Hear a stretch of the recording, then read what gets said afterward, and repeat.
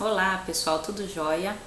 Eu sou a Fernanda Cordeiro do Especialité Educação Continuada e eu estou aqui hoje para a gente falar sobre hipertensão pulmonar, seguindo aí o que vocês me propuseram então como dica de assunto, né, ou como proposta para assunto a ser tratado aqui pelo YouTube, lá no Instagram, ok?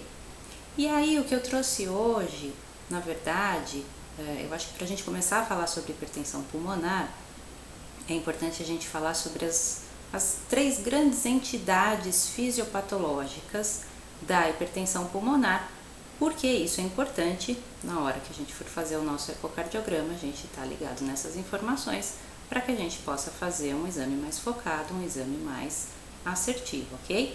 Então fica comigo que depois da vinheta a gente vai falar sobre HP.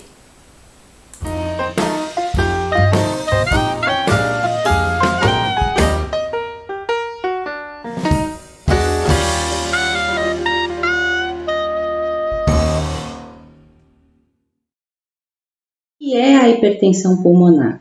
A hipertensão pulmonar ela é considerada uma síndrome, né? Via de regra, ela ocorre como consequência e ela não é uma doença em si, muito embora exista a forma idiopática ou aquela forma em que nós não conseguimos detectar a causa dessa hipertensão pulmonar, mas ela por si só não é exatamente considerada uma entidade patológica, mas sim uma síndrome que acontece como consequência de uma alteração prévia, alteração essa que é capaz de elevar a pressão arterial pulmonar sistólica e ou diastólica cronicamente e que pode levar à falência do ventrículo direito, certo? Porque aí o ventrículo direito começa a ter que lidar com uma pressão muito alta e isso pode progredir com a disfunção ventricular direita e sinais de insuficiência cardíaca congestiva direita, né? Portanto, ascite, efusão pleural, edema de membros, tá certo? A pressão arterial pulmonar sistólica, considerada normal, vai de 30 a 35 milímetros de mercúrio. A pressão arterial pulmonar diastólica de 10 a 15 milímetros de mercúrio aproximadamente, e a PAP, né, a gente chama de PAP, a PAP média, gira por volta de 20 a 25 milímetros de mercúrio, ok? Então, conhecendo esses números de normalidade, a gente então agora, a partir de agora, durante a discussão, vai poder saber aquilo que está fora do normal, tá certo? E por que a pressão arterial pulmonar se altera, tá? Então, quais são os mecanismos fisiopatológicos que levam à hipertensão arterial pulmonar? Bom, o aumento da resistência vascular pulmonar, são três grandes mecanismos. O hiperfluxo sanguíneo no leito vascular pulmonar e por aumento da pressão do leito venoso pulmonar, tá? Depois aquele leito pós-capilar, né? Depois da região dos capilares, o aumento então da pressão no leito venoso ou venocapilar pulmonar, tá? Então vamos olhar um por um para a gente saber mais ou menos o que pode causar, tá? Então estão aqui as três grandes entidades, né, que seriam causadoras da hipertensão arterial pulmonar.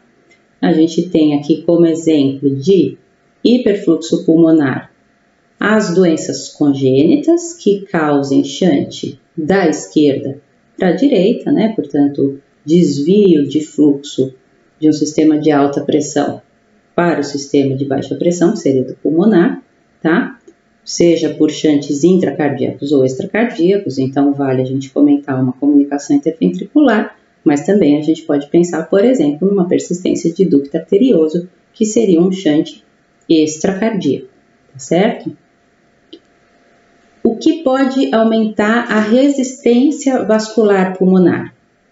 Então, eu tenho as disfunções endoteliais, né, que vão alterar o balanço entre vasoconstritores e vasodilatadores pulmonares, ok? Então, por exemplo, o óxido nítrico, né, e as prostaciclinas, elas são potentes vasodilatadores pulmonares. Alterações endoteliais podem causar alteração neste balanço, porque afeta exatamente estas substâncias, tá?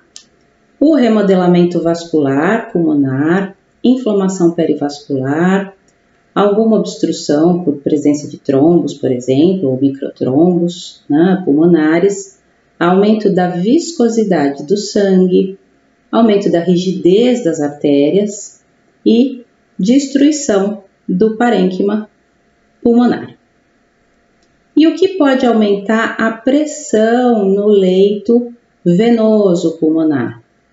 Aí, caracteristicamente, seriam as doenças do coração esquerdo, motivo pelo qual é um tanto quanto comum a gente encontrar a hipertensão pulmonar nos nossos pacientes, tá? Então, seja por uma disfunção sistólica, seja por uma disfunção diastólica, ou uma alteração obstrutiva, tá? Ou as doenças valvulares, sejam congênitas, sejam adquiridas, que aumentem a pressão arterial esquerda, vão, de forma retrógrada, né? Vamos dizer assim, aumentar a pressão no leito vascular pulmonar, tá? Ou até mesmo alguma compressão, por exemplo, ali ao nível das veias pulmonares, que possa causar obstrução, impedindo então o seu esvaziamento, o que também vai aumentar a pressão pré-obstrução, né, no leito pré-obstrução, tá certo? Muito bem, pessoal. Então eu espero que vocês tenham gostado, espero que vocês já estejam inscritos neste canal e ativem o sininho, porque eu vou trazer mais assunto a respeito da hipertensão pulmonar para a gente complementar essa breve introdução que eu fiz, ok? Um super beijo, obrigada e até a próxima!